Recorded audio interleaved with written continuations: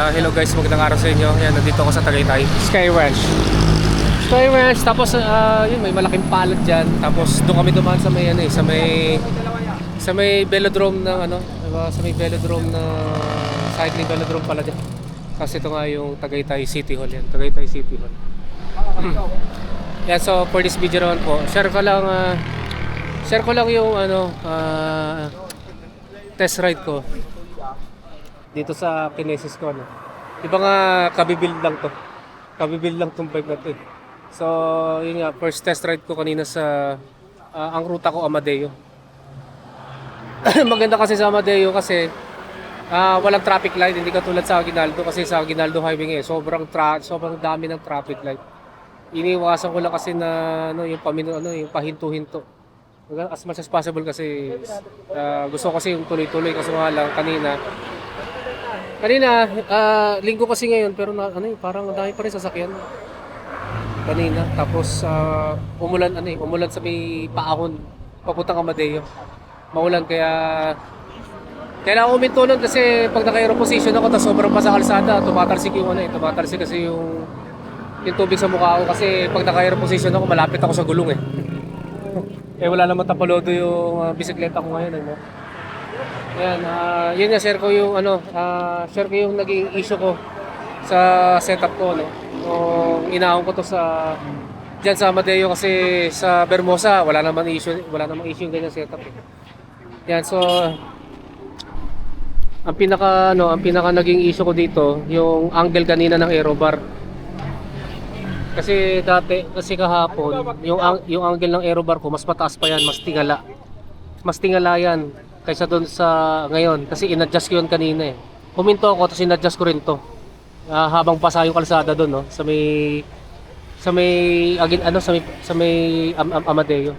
Ang nangyari kasi ang gusto ko sana naka-aero position sa ahon. Yan, as much as possible aero position sa ahon. Kaso nga lang nung kanina sobrang taas, ganyan na taas yan eh. Sumasakit yung dito ko, yung siko. Sumasakit na yung siko ko, nangangalay na.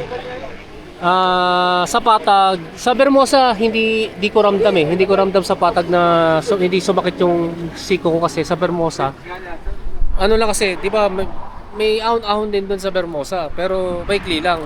Hindi katulad sa may Amadeo Tagaytay Road na talagang mahaba kasi. Kasi yan yung yung Amadeo climb diyan, mga mahigit 25 kilometers na puro ahon eh. Halos walang recovery diyan eh. Kaya nung huminto ako, binaba ko ng konti. Ito. Yan. Na-lessen naman yung sakit ng siko ko, pero habang tumatagal, yun nga, hindi pa rin nawawala. Yan, hindi pa rin nawawala yung sakit. Although nabawasan naman. Yan, so ang gagawin ko dito, feeling ko kasi kaya ganon kasi masyadong atras yung pads. Kaso nga lang, yun nga, sabi ko dati sa video ko, yung ang drawback ng ganitong klaseng aero bar, although na magaan kasi to, yung lalagyan ng pads ay fix na kasi yan. So hindi na pwedeng i-adjust yan. Hindi katulad ng mga branded na mga aero bars na profile design na pwede mong i-adjust na ganyan. Adjustable eh. Yung sa mga ganung branded, pwede mong i-adjust yung padding forward tsaka sideward. Ayan, ito kasi hindi. So siguro ang gagawin, ito rin kasi hindi rin adjustable yan, hanggang dyan lang yan. Hindi katulad sa mga branded nga ng ibang aero bar na carbon na pwede mo rin i-extend yan. Pwede mong i-forward pa yung extension ng aero bar. Yan. So kaya naging ganun nga dahil sa maikli yung stem ko. Hindi naman pwedeng mahaba yung stem ko dahil dito.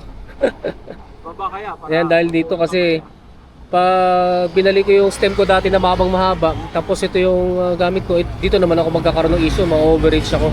So kailangan ng palitan ko nga aero bar na adjustable yung pads at saka yung extension. Yan, sa pag-ahon sa Amadeo, yun yung naisip ko na gagawin dito.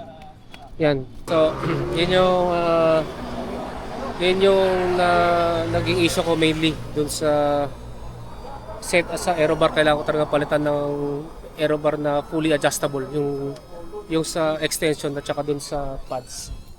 Yan. Then nang naranasan ko dun sa naranasan ko dun sa pag-ahon kanina, first time ko lang talaga, alam ko first time ko lang ako nag 4080 lang talaga eh. Puro 4080 kasi dati pag gumahon ako sa Amadeo noong 2018 naka 2x pa ako noon eh. At saka 2019 2x pa yun eh. Noong 2021 naman, nung pandemic, pinalitan ko yan ng 44 kasi 29x 2.3 yung gulong ko dati. Yan, parang feeling ko ito nga yung first time na nag 4080 talaga ako all the way. Yan, mga hanggang dito lang yung ano ko, yung gearing ko. Feeling ko hanggang dito pa eh, kanina. Doon sa mas mataas na gradient. Hanggang dito yata sa dito sa portion na to. Hindi ko naman nagamit yung tatlong yan kasi hindi ko rin pwedeng gamitin yung tatlong yan dahil sa yung chain line. Tignan natin yung chain line. Yan yung chain line. Kita natin na medyo nakatagilid na. Eh kung gagamitin ko pa yan, yung tatlong yan sobrang sobrang cross chain na. Yan, pag sobrang cross chain na kasi, sobrang sobrang stress na sa chain. Sobrang tabingin kasi, so mas mataas na yung friction yan. So madaling worn out yung chain ring, yung chain ring at saka yung sprockets. Yan, yung sprocket dun sa malalaki. Yan yung yun yung masabi ko, yan. So kaya naman mag 1x na 4080 basta hanggang dito lang. Ang maximum lang hanggang dito. Dito sa pang-apat na pinakamalaking sprocket, hindi na pwedeng gamitin itong tatlo. Yan. Then ano pa? Chinek ko dito kung nagpe-place mo kung hindi naman eh. Ito yung sinasabi ko dati nga kasi hanggang dito na lang. Mula dito kasi hanggang dito. Muna yung sa seat post. Wala naman, so far wala naman Yan. So yan lang yung naging issue ko sa DIY bike fit ko kasi wala naman kasi akong pambayad sa bike fitting. So yun nga, trial and error nga ako. Yan kasi matagal na akong kasi yung settings na ganito, hindi ko pa na Amadeo to. Kasi ang huli kong Amadeo pa nung yata 2021 o 2022, tagal na eh. Tagal na ako din nakapag Amadeo. Tagaytay Amadeo Road eh.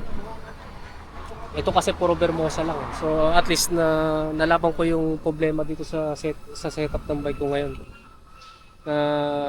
Kailangan ko palitan yung aerobar, yung pinaka-main yung aerobar kailangan palitan.